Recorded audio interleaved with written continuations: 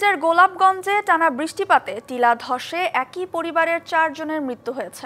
এ নিয়ে আরও জানতে আমাদের সাথে সিলেটের গোলাপগঞ্জ থেকে সরাসরি যুক্ত হচ্ছেন সহকর্মী প্রত্যুষ তালুকদার। প্রত্যুষ, কখন কিভাবে ঘটনা ঘটলো এবং নিহতদের পরিচয় উদ্ধার তৎপরতা নিয়ে আমাদের বিস্তারিত জানাবেন।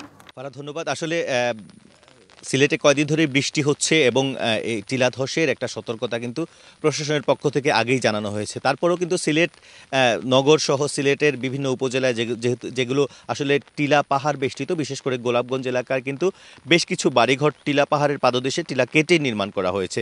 তো আমরা ঘটনাস্থলের প্রায় কাছাকাছি আছি।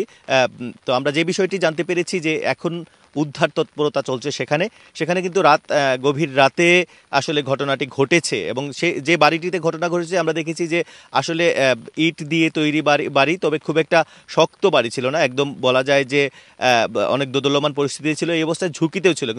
কালার এক্সপার্ট, জর্জ স্যাপ এবং মাইল্ড অন হ্যান্ডস টেকনোলজি সমৃদ্ধ অরিক্স ক্রিস্টাল ওয়াশ আপনার কিন্তু প্রশাসনের পক্ষ থেকে তাদের জানানো হয়েছে এসব বসতি ছেড়ে দেওয়ার জন্য, কিন্তু অনেকেই ঝুঁকি নিয়ে কিন্তু এসব এলাকায় বসবাস করছিলেন।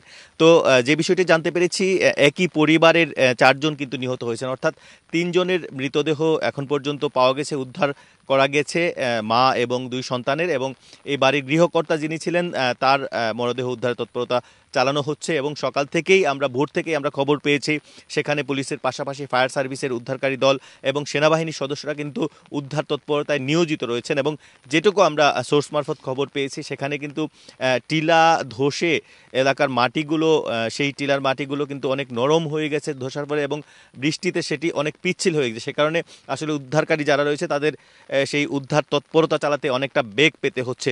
তো সব কিছু মিলিয়ে স্থানীয় লোকজনও কিন্তু উদ্ধার কার্যে অংশ নিয়েছে এবং এখন পর্যন্ত ধরে নেওয়া হচ্ছে, এবং স্থানীয় যারা জনপ্রতিনিধি কিংবা যারা রয়েছেন তারা বলছেন যে গৃহকর্তা যিনি, তাকেও আসলে জীবিত পাওয়ার খুব একটা সম্ভাবনা দেখছেন না, কারণ অনেকটাই তেলা ধসে গেছে। তো সব কিছু মিলিয়ে কিছুক্ষণের মধ্যেই হয়তো আমরা আরও আপডেট তথ্য আপনার মাধ্যমে দর্শকদের জানাতে পারবো। ধন্যবাদ প্রত্যুষ আমাদের সাথে যুক্ত হওয়ার জন্য।